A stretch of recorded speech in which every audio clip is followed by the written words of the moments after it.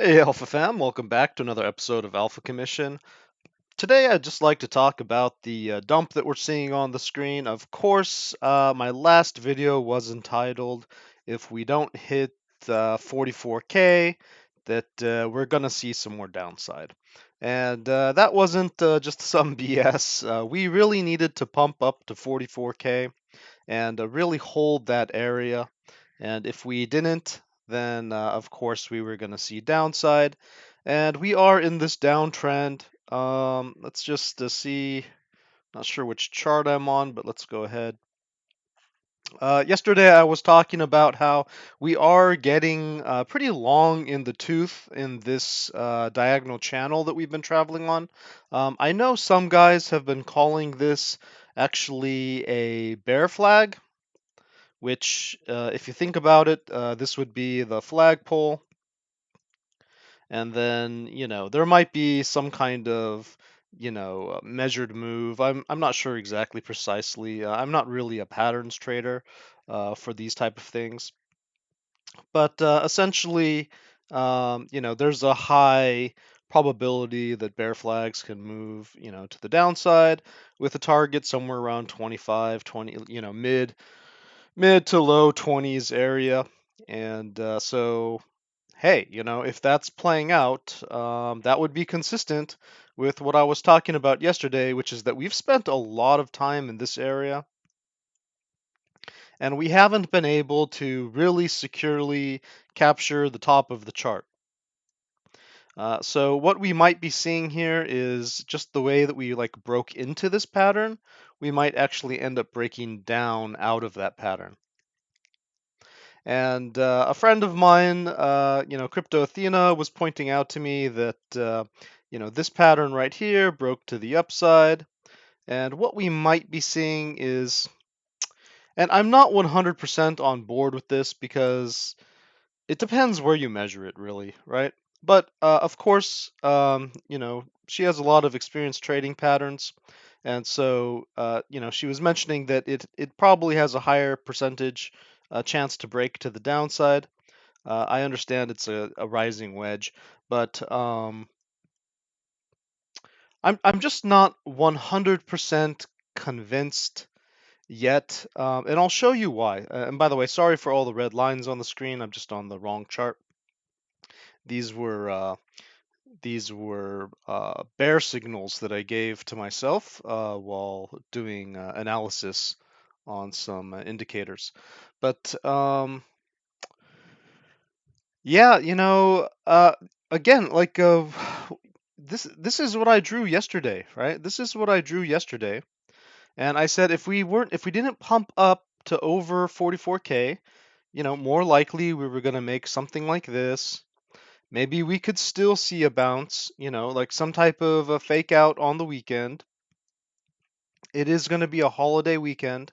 For those of you who don't know, CME is closed tomorrow, right? The professional exchanges are closed tomorrow. That's my understanding. There's a holiday. I believe it's Good Friday, the Catholic holiday, Good Friday. I think it's Catholic, but yeah. So kind of it's kind of Easter, so Good Friday, right? And in that case, if you look at some of your charts, the week might be closing a bit earlier than you might have expected. And so some guys in Europe or elsewhere who, or maybe Asia or whatever, who don't really follow these type of holidays as much as Americans might, they might be a little bit caught by surprise that some of the metrics that you use to measure the week is a little bit shorter than what you might have expected. So just keep that in mind. Let's see. Of course, we do have this range here, so I wouldn't be surprised if we do get another wick down into this range. And I thought I had turned off these verticals, but let me go ahead and see if I can. Okay, that got a bunch of them out of the way. Just a couple more here.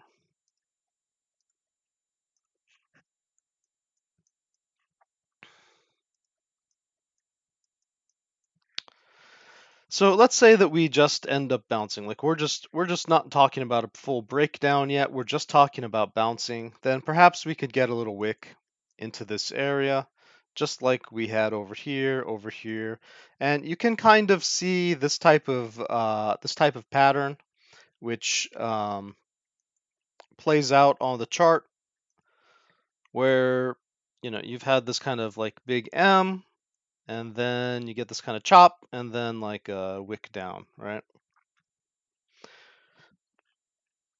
Kind of harder to see over here, but there's kind of like this M, a little bit of a fake out, drop down here, some chop, and a drop down. What do we have? An M, drop down, a little bit of chop. Could we get a wick down here to, 38K, maybe?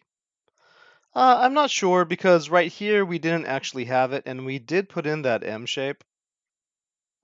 It just, I'm really not sure what this was. I think this was kind of like a market shakeout kind of thing, kind of like an attempted capitulation or, by the bulls to try to push us up. But it just didn't end up working out. So maybe this is such a distortion of this pattern that it just didn't have the energy or the momentum or the, market dynamics in order to get this wick. But this one certainly does. Whatever the dynamic is that was going on here, this one has it. And so if we do see a wick down to 38,000, I know some of you guys aren't fractal traders and you don't really care about these type of things, but the reason why I trade, local psychology, I'm not one of those guys who goes back like several years and say, "Oh, we found a pattern in 2002, and it's gonna follow it because." Especially if you take it from the stock market and you apply it to, I understand like some of those patterns do play out, but I much would prefer to just look at the local psychology because what I can say is that the people who were trading here are the same people who are trading here, are the same people who are trading here. Okay, like these people didn't change. If I go back 10 years, then of course the people changed, right?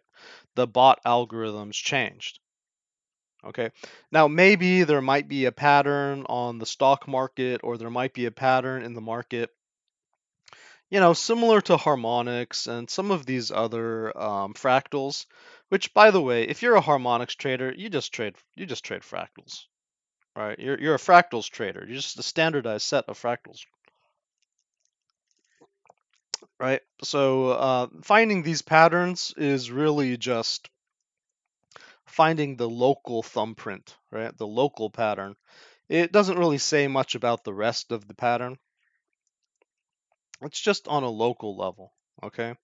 And so, what we've got here is something that tells us that, yeah, we failed to pump. We didn't reach that 44K. We didn't hold these kind of like a mid highs. And so there's a good chance that we could break down, hence the title of my episode yesterday. I'm not going to spend too much time on that. I think you guys pretty much understand that 38,000 is kind of a risk. But at the same time, if we can hold support in this area, it might be a good place to buy. One reason you might not want to buy is, again, just like we broke down into this area, eventually this area has to give. Like either we're going up or we're going down. And so if we've put in this much time just right here, well, look how much time we spent up here. Less, right? And we only put in about the equal amount of time here.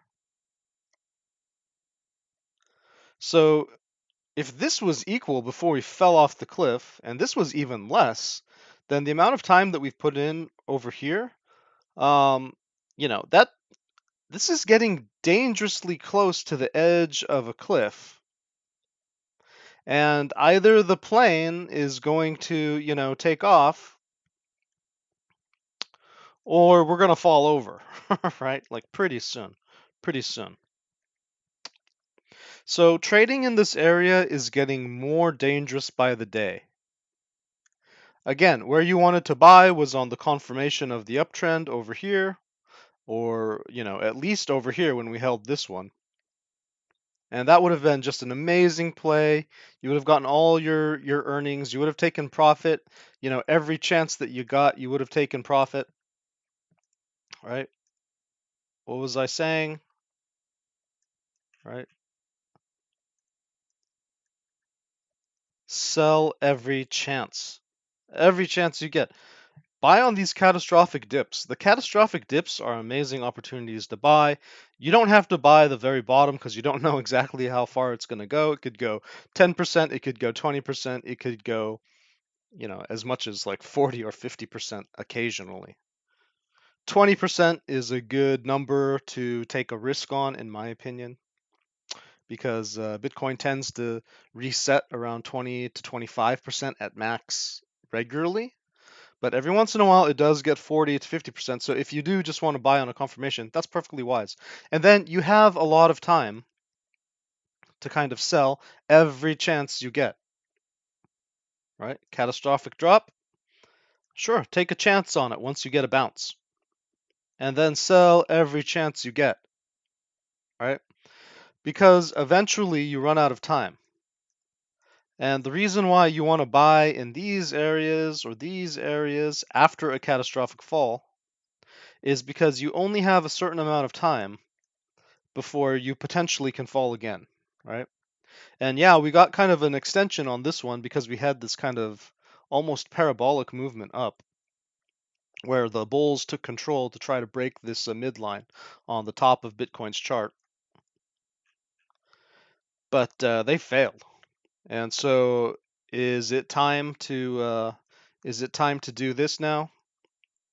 Not sure, but it sure feels like we're getting closer to that. I don't know if you guys have like really been paying attention to the market, but it sure feels like enthusiasm and volume and kind of hope is just disappearing pretty fast. And a lot of that is based upon real things, okay? You want to know why we dipped so hard today? Even I thought, we might get a little bit of a bounce, right? Even I thought, hey, maybe here's where I said you should buy in, right? On this bounce. And, we came back to those levels. And if you were able to grab those levels, on this diagonal, then you could have followed this bounce up. And then I said, hey, we're probably going to come up to this level because of our EMAs, right? We're going to just tag the 20 here on the 6 hour. It's a different EMA on each time frame, but on the 6 hour, it's the 20. Going to tag the 20.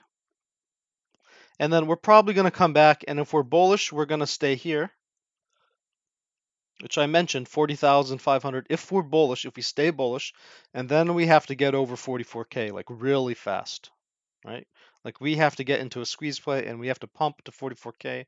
And so 40,500, if we broke under that, yeah, just forget about it. There's more downside. And that's why I told you yesterday, 40,500. That was the number you need to measure. So if you got in here, right? Or even if you were a little bit up here, it doesn't matter. You could have put your stop loss at your entry, right? As long as you, you know, as long as we just retrace to 40,500, you could still be in the market, right? I mean, I don't know when you got in or whatever, and also my video has some delays, and I'm not sure exactly where we were on the pump, to be honest. I just forget because I make a video daily. But anyway, if you had set your stop loss somewhere under, 40,500, pretty close to it, you know, we could have had just a decent pullback, and that's not based upon BS. What is that based upon? Well, it's based upon the squeeze play, the potential squeeze play that we could have here of your EMAs, right? So what you would want to see is a bounce from 40,500 and then get into a squeeze play that could pop you up, where this 10 kind of curves up and then the 20 curves up. The 20 never curved up, and the 10, you can see it just failed, right? It just failed.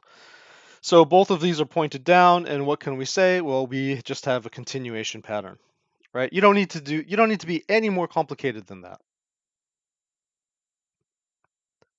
Never got a positive slope, right? This red one had a positive slope. The yellow one never had a positive slope, just down, just down. It had sideways, but it didn't have a positive slope. It was just down. So that means that it didn't work together with this lower one. I don't know. Some people say that I'm not using real TA. How is this not real TA? Like, you tell me how it's not real TA. I called the pump to here, and then I gave a validation and invalidation, all right? A validation for continuation up, and an invalidation. In my opinion, that's real TA. The people telling you, oh, I found a pattern in some book and we're going to the moon, guys, because real TA. Like, those guys are assholes. They're just manipulating you. They're going to get you to FOMO into something that's not real. They're not going to give you proper validations and invalidations. And you don't blame it on bots. This isn't bots. This is just EMAs. Like, I can use one tool to determine this, right? Just need one tool to determine this. You don't need to get super fancy. You don't need to insult people. All right? You don't need to wreck people. Validation, invalidation.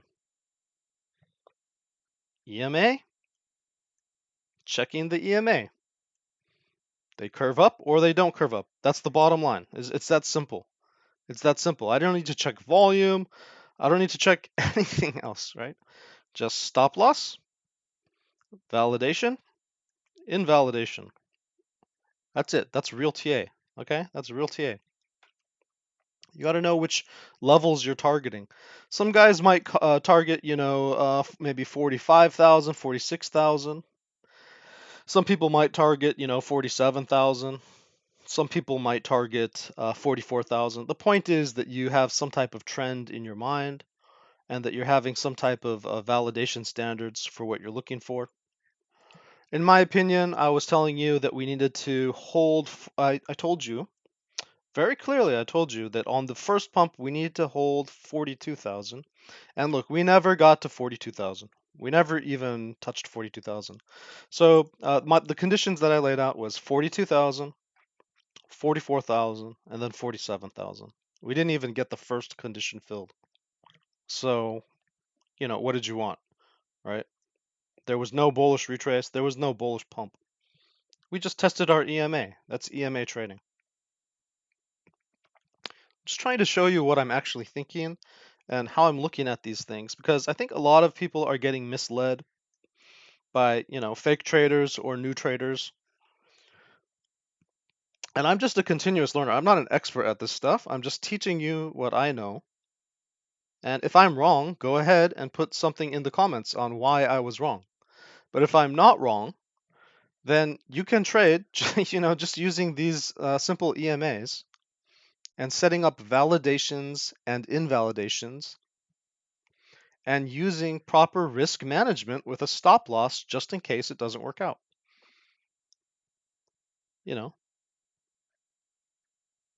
Boom, you got it.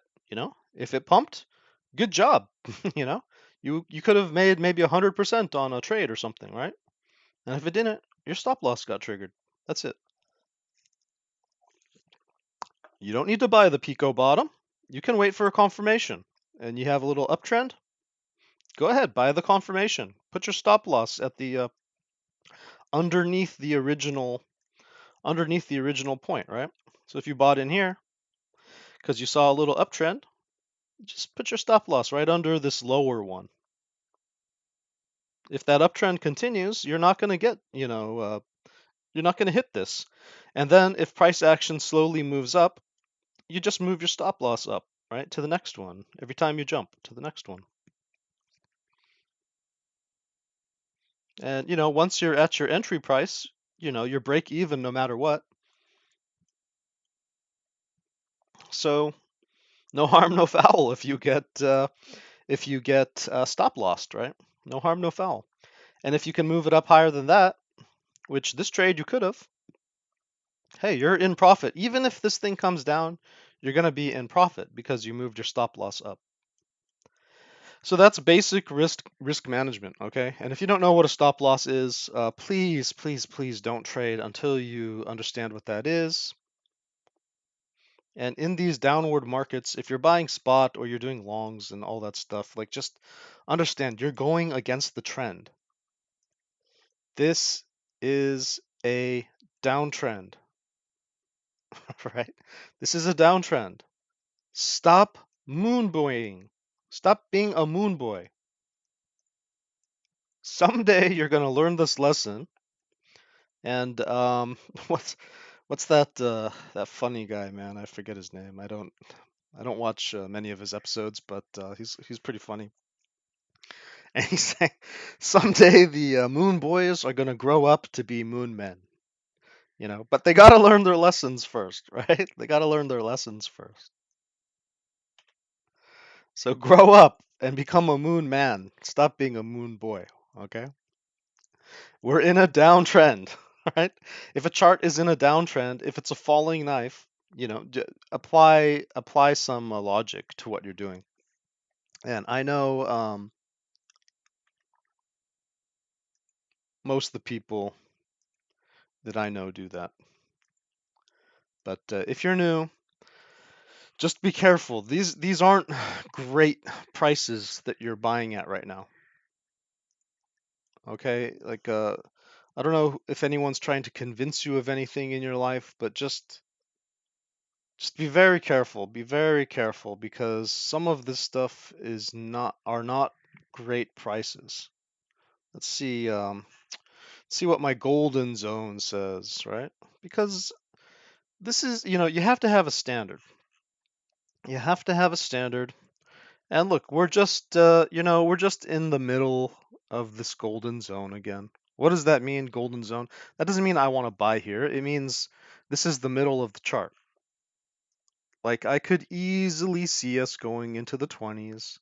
I could easily see us going into the 60s, at least the 50s, right? And so there's this kind of range here. And this is just the middle. You don't need to buy the middle. You can buy the confirmation of an uptrend, or you can buy, or short rather, the confirmation of a downtrend. But in the middle and along support, there's a whole bunch of support in this area. You just don't know. It's like you don't know which way the ping pong ball is going to like. What's that game? What's that game where you like drop a ball in the top and then it just like bounces around? Like it's a pachinko or something like that. The ball like bounces around inside of the machine. You have no idea which direction it's going to go. Like you don't need to be like a buying in the middle of the chart. You could end up at these prices for months, right? You're going to be underwater for months. And if we do pump and you're expecting an all-time high, it's okay just to wait for a little bit of confirmation, right? You have your stop loss every time you move up a step. You bought in here on confirmation because that was your low. Then that's your stop loss. You get higher, you move your stop loss up to your entry. You get higher, you move it up again, right? So if this uptrend ever breaks, like you have your stop loss in play.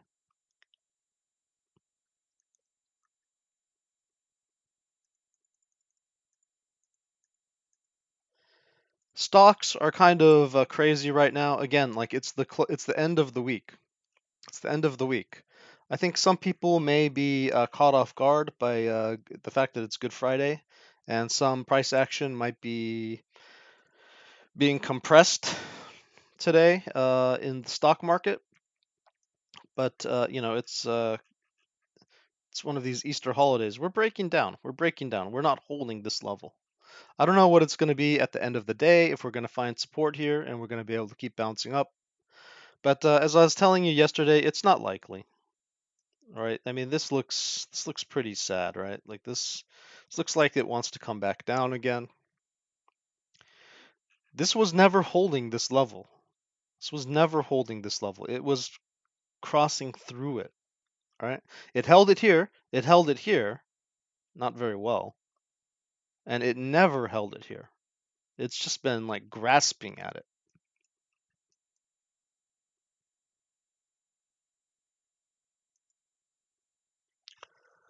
So, for some of these things, they're making bullish attempts, but it looks like almost like they're just testing.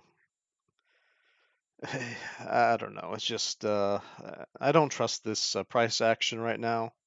These look like dead cat bounces. It looks like the wealthy dumped on everybody. The stupid guys like came in and tried to buy good deals, after the wealthy bought this wick or whatever, and they had some level that they set, and then they're dumping on the stupid guys' heads again, right? So I don't know. Like, don't be a stupid guy, right? Don't be a stupid guy. And yeah, look at this. Now, I drew this. I drew this like way back here, like when we were up here.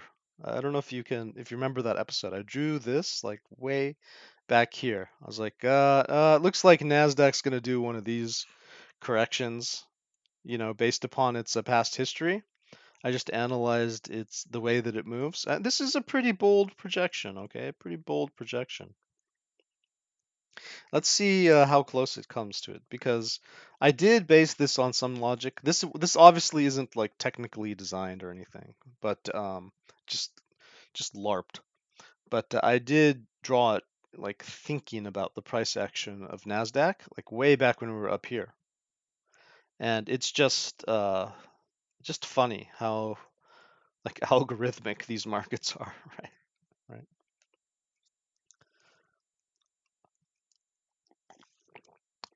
So it's not the best day in the stock markets. We can see by the end of the day, if we're just chopping around in this kind of level right here, right? Attempting to hold, the daily 200 on the S&P there. Dow Jones, same thing, under critical support, but attempting to hold the 200. Nasdaq losing the 200 daily, that's not good.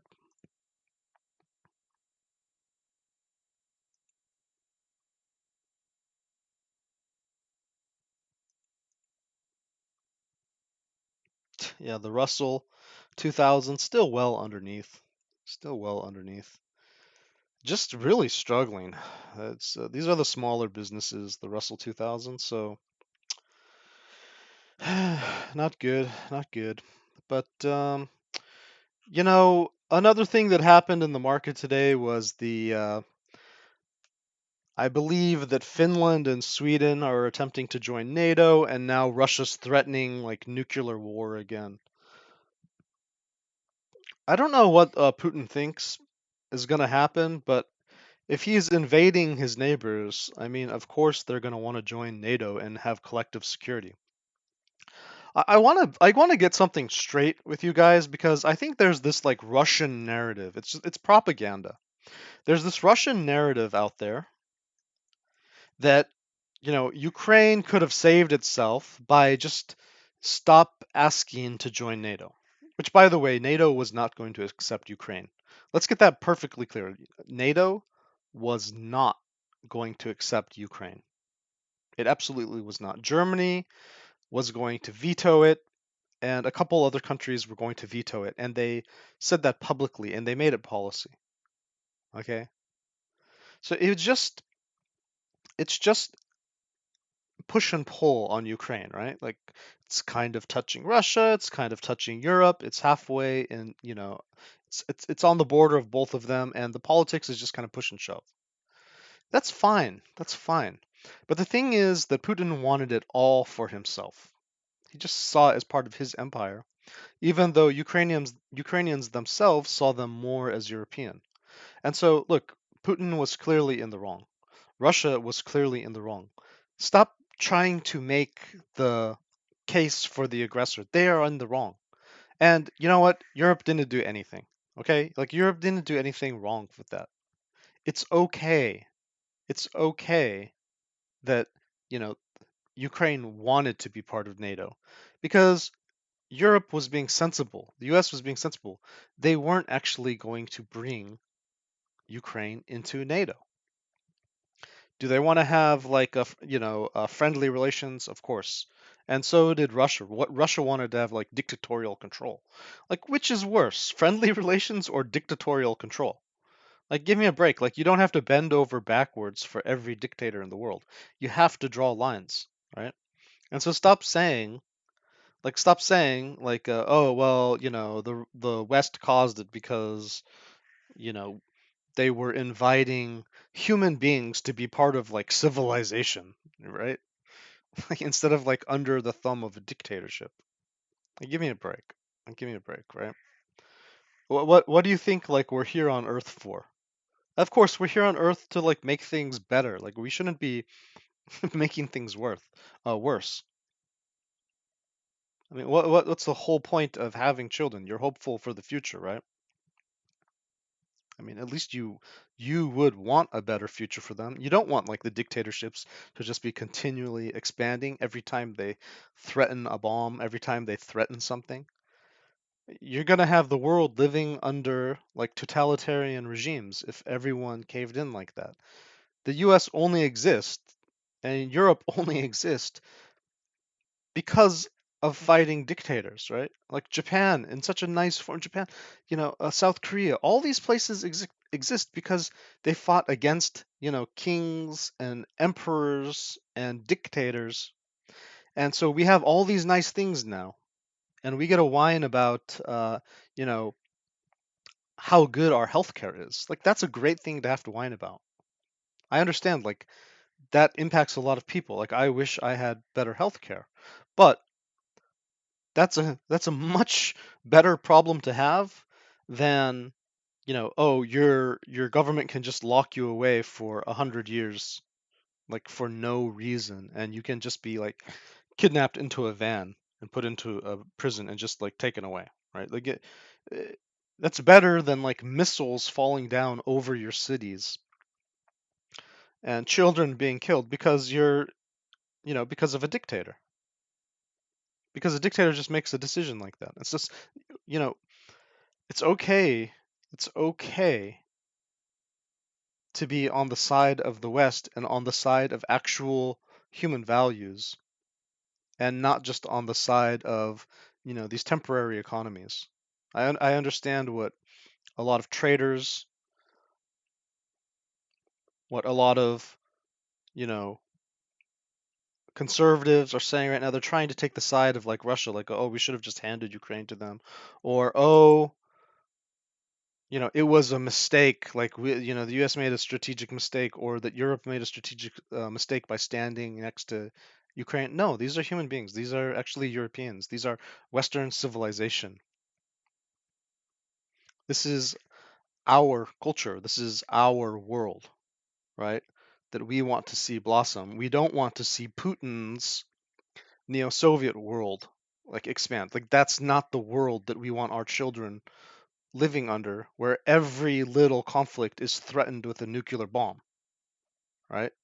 That's what North Korea's like, dictators do. They threaten nuclear war every chance. That's what these Soviet guys do. It's probably what the Chinese are going to end up doing. And so we're getting into these dangerous times, and you have to hold some ground. You have to hold some ground. Don't look down on what's happening over there. It's really important for the future, for your children and your grandchildren. It's very important that we get this right, okay? And that the lessons are learned from this. The same way, our grandparents had to learn from, Hitler and all those things. Hopefully, we've learned some lessons and we're holding some ground rather than just, accommodating those type of totalitarians. That's a bit of a spiel. And I know the moral relativist and all these guys are going to say, yeah, well, that can be their sphere of influence and blah, blah, blah. No, no, it's balance of power. If one big country like Russia is holding nuclear weapons over your head, then the little countries in Europe, they have to band together. They have to band together. It's balance of power. That's how it's always been. You can't just let one big state that threatens nuclear weapons like on you like continuously just acquire one country after another country after another country and just one by one just, bring them into its empire. Especially if that empire has no values that you believe in. It doesn't have a free press. It doesn't allow its people to have to protect themselves. It doesn't have like a Second Amendment. It doesn't have like a freedom of speech. It doesn't have any of these things that you believe in. All right, and it's not even a great place. Like it's not like amazing or anything.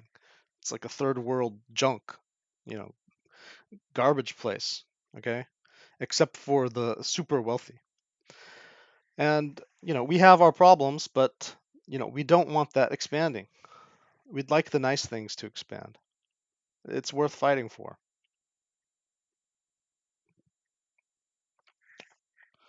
So, Putin threatened nuclear war again on this time Sweden and Finland. But we'll see how this goes because I think Russia's going to end up collapsing itself if it continues this way, or something's going to give. And it's just very hard to be bullish in these type of situations. Markets are going to be skittish. So if you're wondering why did Bitcoin drop? Well, other than the fact that it didn't hit that critical level of like 44,000-ish. I mean, Putin is saying there might be nuclear war again. So what does that mean? That means people are going to go and get their money out of the market just in case. There are troops like amassing on the border of like Finland and like some of these places or whatever, whichever country is closest to Russia, I forget whether it's Sweden or Finland. But you know, we saw what happened in Ukraine, so could it happen again? Maybe, and maybe the markets are going to respond to that. And you saw those rallies, right? Those dead cat bounces in the stock market. The Fed, the Fed already told you it's going to increase rates to slow down the economy. Why are you fighting that? Why are the Moon Boys fighting that? I understand there's the possibility, and you should always be you should always be prepared for the possibility of upside. But don't fight the fact that the Federal Reserve of the United States is going to do its best to suppress the market, to keep it from overheating the way that it's been overheated for the last couple years. And you may say the market hasn't been overheated. We've been in lockdown and no, there's a totally like there's the market is broken. Okay, like whatever Trump did during like his 4 years in office, whatever, the entire market got broken. Okay, the stock market got completely disconnected. It went off the rails, disconnected from the real economy during the Trump administration. That's why he never bragged about the real economy. He always bragged only about the stock market. Stocks are doing well. It's been it's just been a shit show in the economy, okay, in terms of like these policies. And it's been continuing. It's been continuing. The first year or so under Biden, it's been continuing. Like, they didn't change anything. The big players didn't change. Like they all kept their seats and all that stuff. But we have a breaking point. We have a breaking point where we just can't do it any longer. And so something has to give. And what that means is that the stock market is going to be what has to give. The stock market has to be what gives. There's a housing collapse happening in China, and that's going to probably cascade across the planet. Like things are slowly going to start getting a little bit worse. I don't think they're going to be getting a little bit better. I'm just giving you my honest opinion, okay? And if the Fed is going to be fighting the stock market all the way because they don't want inflation to get out of control, which it's already out of control, they were too late. They should have started, you know, they should have started, tightening things, a year before Trump left. Okay. We only needed all of that loose liquidity in the market, like right at the peak of COVID. Okay. We didn't need it continuously. We didn't need it continuously. That was crazy. That was crazy. It was just politics to try to look better because the economy, the real economy was crap.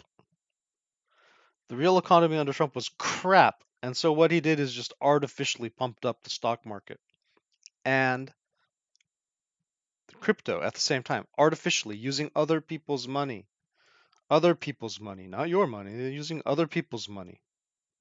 If you made money during that time and overall you were profitable, you did it on the back of somebody else who's now paying for that in the form of inflation. Okay. If you lost money, sorry to hear that, but because that was like the best time to make money. So I don't know what you did wrong, but if you lost money, which a lot of people did, that just means the globalist billionaires, the guys who like partied with Trump and Jeff Epstein, at Trump's Mar-a-Lago, those guys, Bill Clinton, all those guys who rubbed elbows together, right? Hillary, right? They're all the same. They're all in the same class. They all partied at the same places, right? They went to the same islands, you know? Yikes, right? What kind of disgusting people do we have in power? Is it any surprise that we have these Federal Reserve, chairmen who just completely destroy the markets for regular people, whereas disgusting, filthy, like criminal people, right? Like Trump and Clinton, they're just doing so well, just so well, right? Filthy, disgusting people. Don't idealize them. Don't idealize them, right? Don't make excuses for Putin and like saying the West did something wrong. We've got to get back. We've got to get back to where we're talking about what families need, not what not what these globalist billionaires and complete disgusting, filthy people want. Okay, like I don't know, man. This right versus left thing is just disgraceful. It's honestly these globalist billionaires versus just regular people. That's all it is. That's all it is. And the globalist billionaires are just like screwing it all up. And yeah, Trump is one of them. I mean, he got all of his money from Russia, right? All of his loans. Don't don't don't make excuses for him. Don't make excuses for these guys. Don't say the Republican Party or the Democratic Party is on your side. Like they're not on your side. Republican Party has been blocking any attempt to like change the Federal Reserve chairmanship. Why is that? Because they're making so much stinking money off of this situation. They don't care about you. All right. We need some honest people, not these people who do right versus left. And I'm giving Biden a fair chance only because he's still in like the first half of his office, okay? Like you got to give a new guy a couple years chance. And if they don't get it together, then that's on their back, okay? But to his credit, they're starting to try to fight inflation. They're trying to start to change the chairmanship of the Federal Reserve. Biden's ordered like some of these guys to be friendly towards crypto. And so now you have Janet Yellen like being friendly towards crypto. Like you have things are changing. Things are changing. And it's going to take time, but so far I like the direction that it's going. It was better than the just complete BS that we've had for the last 6 years. It's complete BS. But that change is going to is going to cost a lot. It's going to have a lot of pain. And those globalist billionaires, they want to buy back in cheaper. They want to buy back in cheaper. So this market can keep going down. This market can keep going down. And what do we see? What do we see with our EMAs and our let's see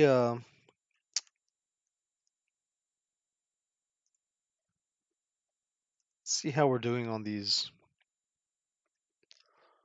origin lines here.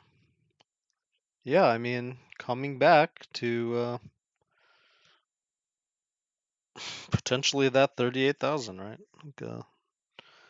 Bounced here, completely failed, but we got this one. Like, look at this tagging. Like, we consolidated on this line, tagged this one. This was just kind of like a weird oscillation, but we tagged here, and are we coming back down here? If we did, that would be pretty strong evidence. Look at these wicks right on this line. Look at this wick right on this line, right? And then like kind of confirmed it here.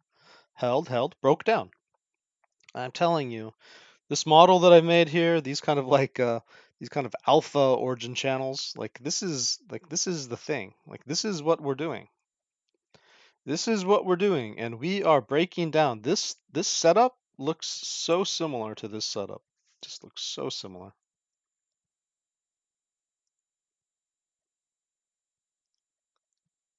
That's just a coincidence, right? But, you take your coincidences. And what are we doing? Yeah, we're breaking down. Breaking down.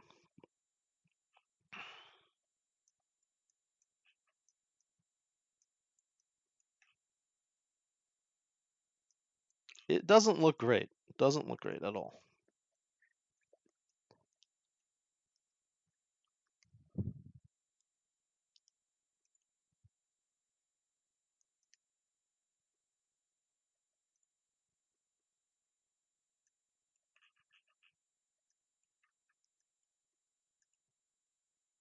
In terms of our kind of algorithm here, I mean, this is the place where you kind of stay out, right? Like if you didn't short that 20% drop, then you kind of stay out while it resets because it's reset on a high up here and it's reset on a low. So you don't know where the next box is going to be, right? The next box could be like this or it could be like this. You don't know if it's going to be a high or a low. And I'm not going to call it because that's the reset. That's the reset. You don't have to buy in the middle. You can buy on confirmation. You don't have to just buy, right away. You don't have to always be trading. Sometimes you wait and see what happens. This algorithm played out. 20% drop, 20% drop, 20% drop, 20% drop, 20% drop, and hit every key thumbprint point. Every key thumbprint point. And so what we're going to see is eventually this price action that's in between the blue boxes, right? Whatever happens in between the blue boxes, there's going to be some kind of area. There's going to be some kind of area that ends up being the low. And that's going to be like this, that's going to be like these green boxes. And what you're going to get is you're going to get a pump to kind of a teal box. And then historically speaking, through all of these boxes, there's been a massive dump after whatever the teal box ends up being. There's a massive dump, and then you have like 3 more chances to buy in on like these green boxes at the bottom here. And you have little take profit points if you want to. And then there's going to be eventually some type of massive pump, And this dump and this pump have always varied in price, but approximately 10% and then as much as 30%. So it has a huge variation. You just got to kind of take the ride. All right. Buy in, to sell, to buy in. You don't have to sell here, but you can because the market's weird, so you should.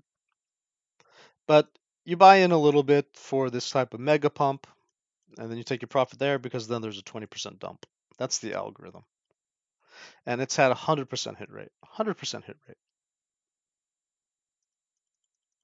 So will it do it again? I don't know. But if I see any signs of it, I'm sure as heck not going to fight it because that's the trend. This is as much a pattern as any other pattern that you could be trading. It's been totally valid. It's just complex, that's all. It's just complex. So this isn't the book, patterns for dummies, right? I can't refer to a page number and trade this pattern, right? I can't take a picture of a page in a book where this pattern is being talked about and then brag like everyone else is some kind of like an idiot, you know. This is something that I actually had to think about and make myself, right? So, hey man, like you can insult people, for this type of dirty work, but some people get their hands dirty, right? Some people get their hands dirty doing the hard work of thinking about what's actually going on, as opposed to just copying plays that like others come up with, which might be easier. It might be easier. It might be more efficient. It might be the better way to go. But hey man, like I like doing this. So don't kill my joy. And this isn't the only thing that we have to take a look at because again, like the forgetting about these patterns and stuff, going back to our EMAs. Let's just look at the 2-day.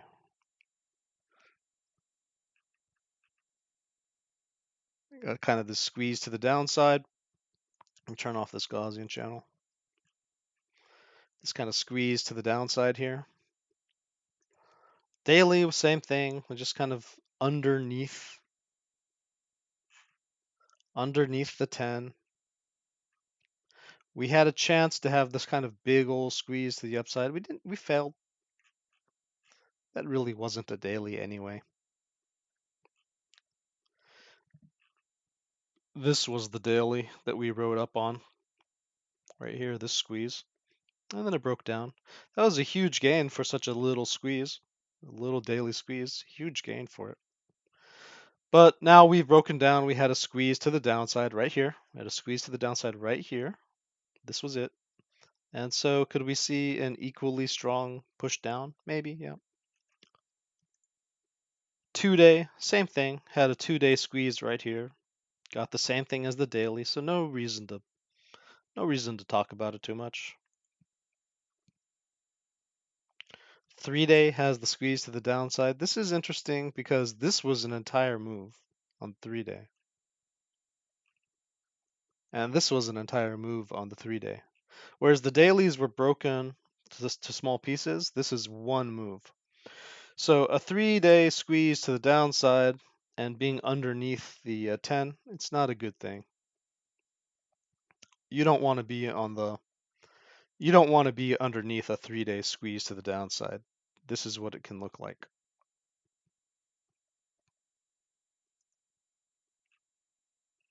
5-day, yeah, we had a chance, but we broke down. This is recoverable.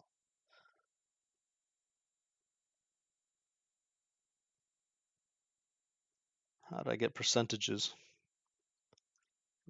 There we go. This is recoverable, but we need 44,000 bucks. We need to get on top of this. It's not going to be easy.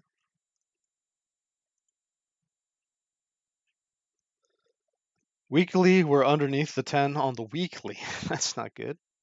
Whenever we are underneath the 10 on the weekly, we have these massive move down, right? Massive moves down. That's not good. And the 3-day actually looks really interesting because you have this weird convergence here. I don't know if you guys are seeing this. Are you seeing this? Man, I need a clean chart. Let's see if I have one. Probably not. Can I just delete that stuff? Let's see. You see this 200? Like that, right? Something like that. And then you have the 50, which is kind of a moderate price action, right? I'm not talking about the 200, not talking about the 10, just talking about the 50. Just this moderate price action. You have it like here. And you see what we're doing? Like if this turns negative, that's going to be terrible. Right? This 50 is already negative. So I mean, look at this. This is very dangerous. This is very, very dangerous. The only thing that needs to happen is a slight downward angle on this 200.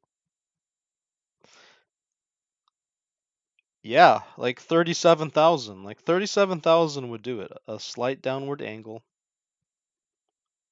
Definitely like 35,000, 33,000. If we push this 200 down on the 3-day,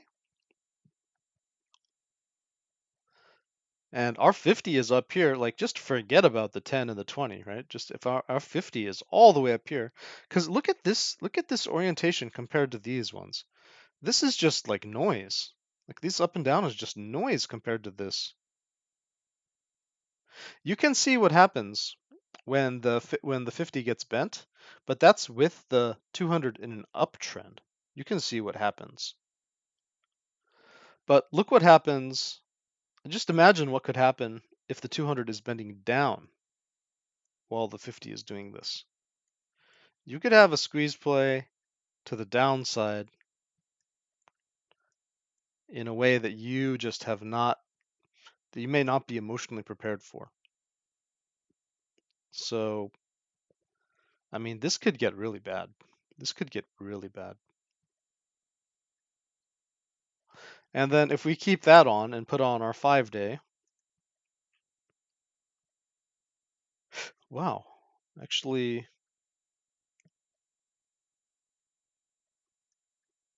I was looking at this a while ago.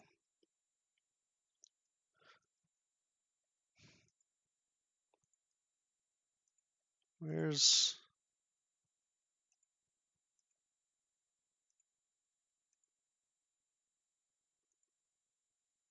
maybe this one? No.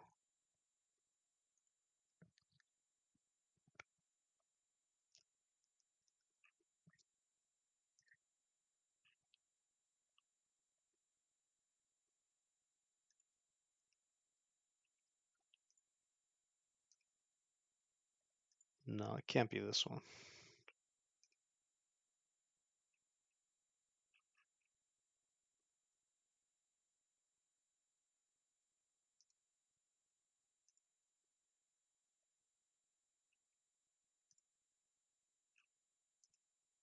Let's see.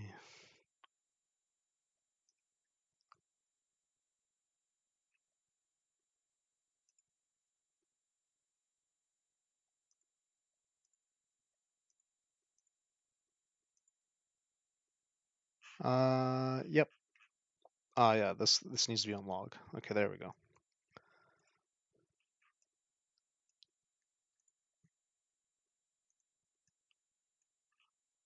So if we look at this pattern that I'm marking out here,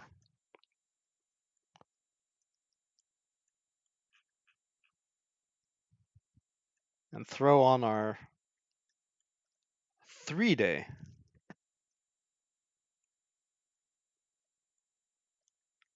And then take a look at the 50 squeeze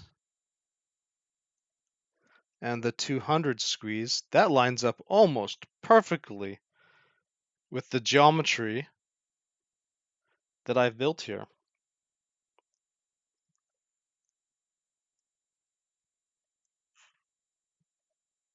That's interesting. Again, this is just using the EMAs. The EMA, as much as I did like all this work and all that, my EMAs on the 3-day are suggesting to me that there is a very high potential for a squeeze to the downside with the 50 and the 200.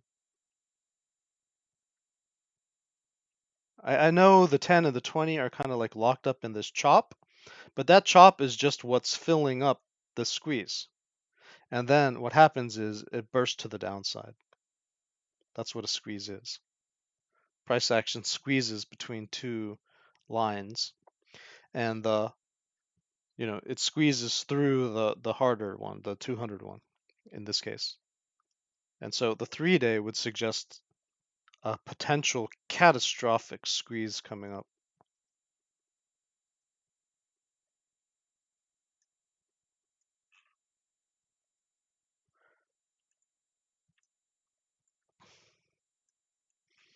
Let's see what happened over here. Yeah, same thing. Same thing. It was the 200. And look, it wasn't actually pointed down. It was pointed slightly up just like we are right now.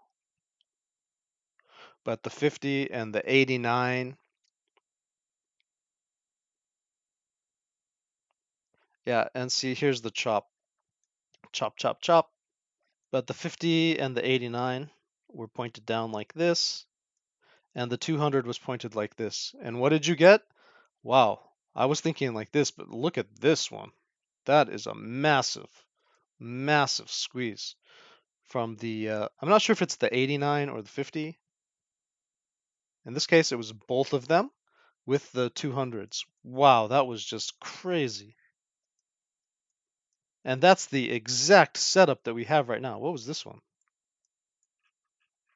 When did this one pop? 200s. And yeah, 200 pointed down. This is COVID. I just don't. It's really hard to measure that one. It just happened too fast. Where's my 89. It's the 89. Yeah, it's the 89 and the 50 when they're aligned, which they are, right? Let's undo some of these scribbles.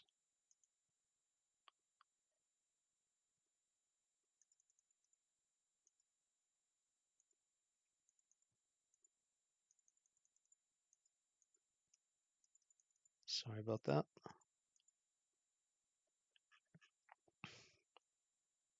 Yeah, they are aligned for sure.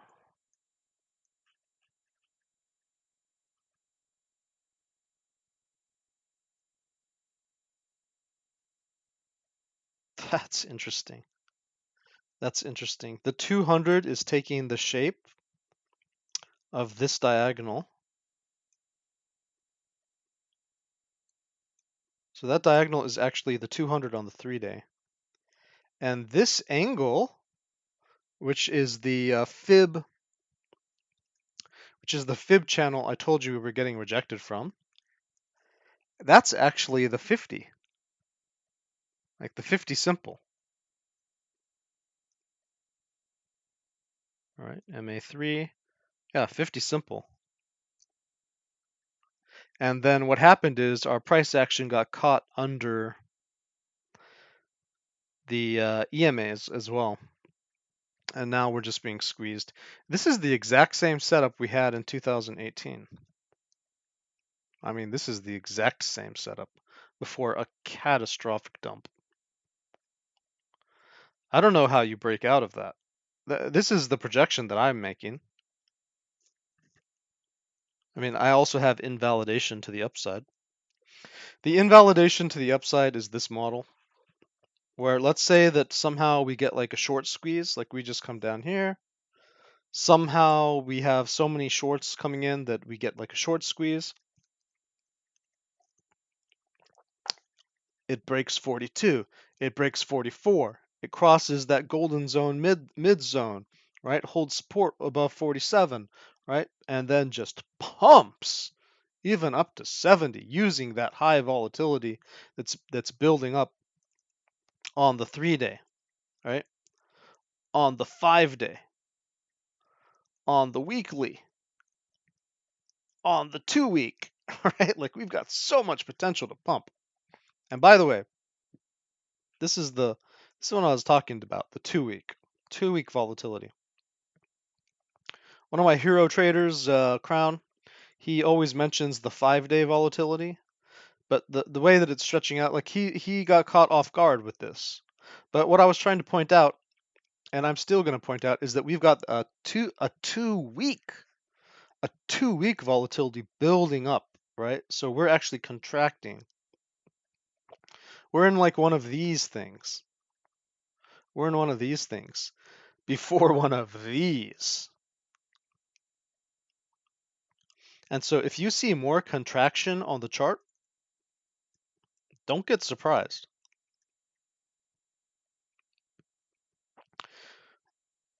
This could carry out. Where would this be? Let me just move this line. Let's see. If we just end up following my path, where would this line up with?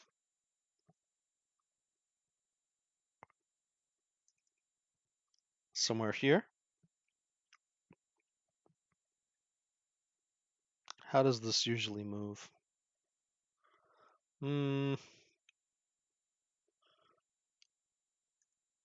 Just say like that.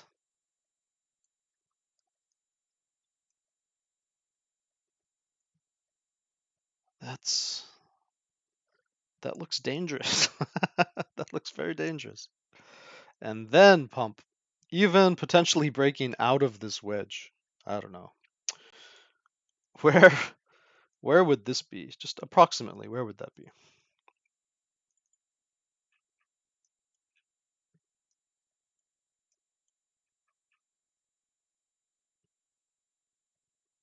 June 20th?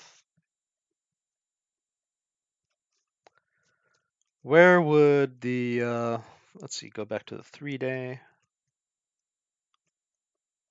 Where would these converge? That 50. Let me turn some stuff off. Let's see, where would this converge?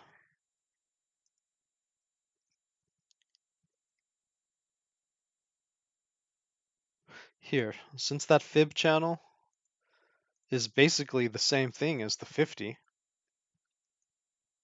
I might as well just use the 50. I love EMAs. And since our diagonal support is basically the same thing as the average of these two 200s, so might as well use that. Something like this to see where they converge into a possible squeeze down. Where do you saw from 2008, it doesn't have to be turned down to squeeze down. We saw in 2018, that it can have a slight flat surface to like upwards, and it can still squeeze down. So where would these converge at? Let's give the most generous concept, and let's just say that this, let's see, that this gets pushed maybe a little bit. We've got the 50 and 89 here, so let's just give a little bit of an average, because I'm not sure if I'm dealing with these EMAs or I'm dealing with this 50 EMA. Just put an average like that. And then let's see, where does that line up? Holy moly. Yeah, look at that. They lined up precisely at the same point, the exact same point. June 18. What? June 18.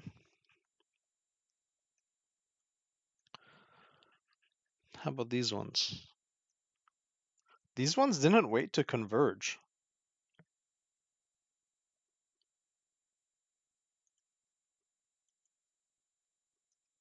What the heck?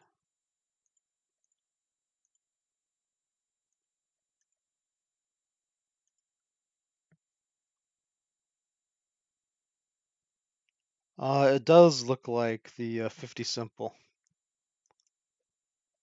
So it waited, let's see, it collapsed 2 weeks? No, 1 month. It collapsed 1 month prior to the converging.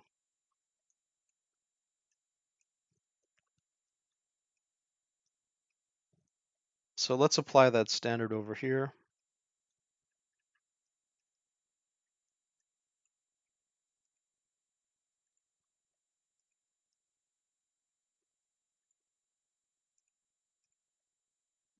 Let's see, the converging, just say mid-June and then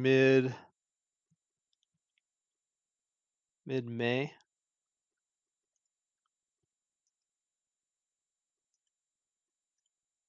Do I dare make this a prediction? I don't think so. But it can be validated, I guess, depending on the price action. Wow, that's so close. That's 1 month away. So let's say that this trend continues, then in 1 month, like we have this much space to go. We have this much time. We have 1 month to get out of this. Oh, and then let's go ahead and look at our volatility. So 3-day doesn't make sense, right? 5-day. So on the 5-day, what we would see is like this kind of like come here or something like that. Ooh, or maybe even dip down like this.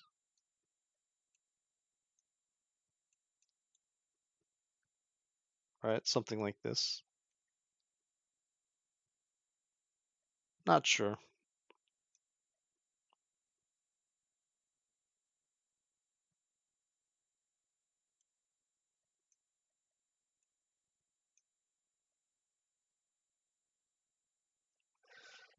Hmm.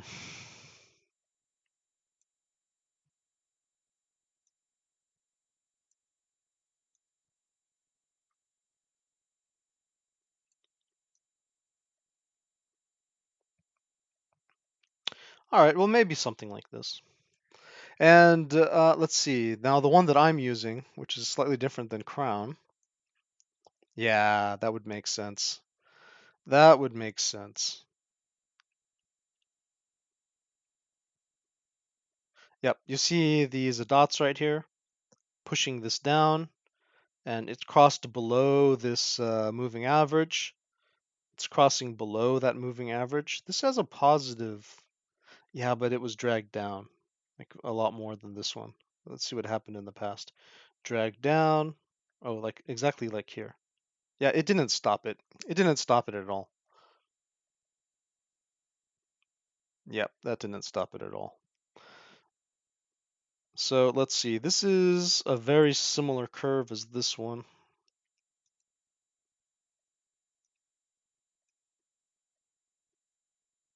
Yep. Like it's almost identical, right? Something like this.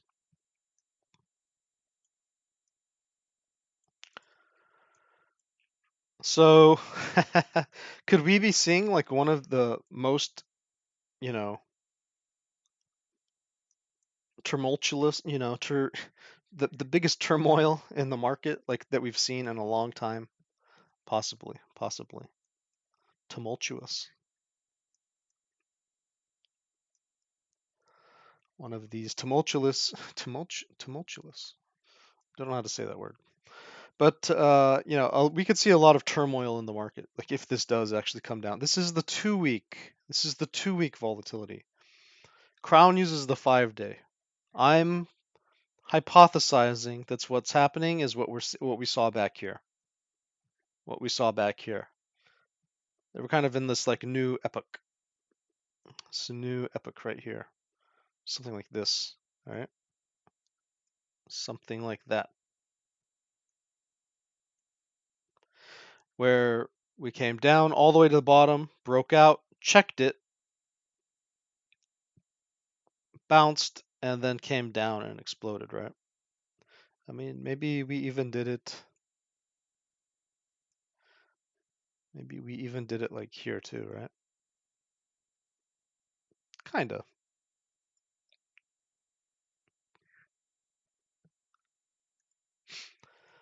But no need to be over specific. Just looking at this kind of like support here, this kind of like channel that's being carved out, this broadening channel that suggests that we could hit somewhere here. And that just happens to line up with my EMAs and all the other work that I've been doing for this stuff, including the geometric work based upon a hypothetical blow off top, resetting, and using basically momentum calculations based upon how momentum worked out during 2018. And it's all converging. It's all converging into one area on the chart. And that area suggests that mid-May is not going to be a good time. Mid-May to June is not going to be a good time to be in the market. And the short squeeze validation could come. Oh, the 2-week has a really interesting possibility here at the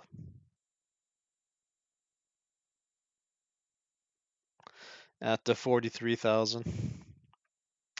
There is something to this. Let's see the weekly. Can't see it on the weekly. This is interesting. On the 2-week, yeah, that 44,000 is super important because let's see. Let's hide everything else. If you could get a curve up, which you'd have to have 44,000 because you can see that we're, under 43,000, this has a downward curve. But if you could get to 44,000, then your red 10 and your yellow 20 would both curve up, and you could potentially get a 2-week squeeze to the upside, and that could cause all of that momentum to squeeze to the upside, especially if volatility maxes out like that.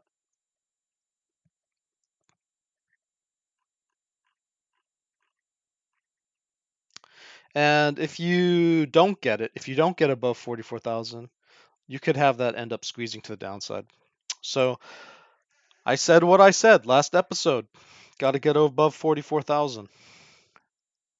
I said what I said, okay? Otherwise, we're looking at this. And you know what? I don't care what the 10-year traders, I don't care what the other types of traders are saying. I'm just going to have to trust myself that yeah, Gaussian channels, EMAs, momentum, fractals, right? All of this stuff coming together to suggest to me that mid-May is absolutely critical and that you don't want to be in the market in that week, and that month might be kind of insane unless we break to the upside, unless we hold above 44,000, and to be honest, unless we hold above 47,000. Just to be perfectly straight, like there could be a fake out. There could be a fake out. So be careful.